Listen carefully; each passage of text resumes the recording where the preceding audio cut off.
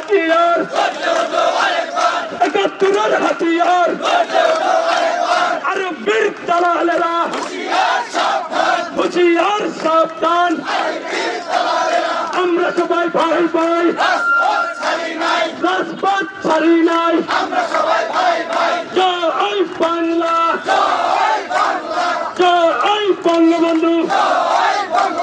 চুক্তি থেকে মুক্তি চাই, নিয়মিত চাকরি চাই, এক দফা এক দাবি, অভিন্ন চাকরিবিধি।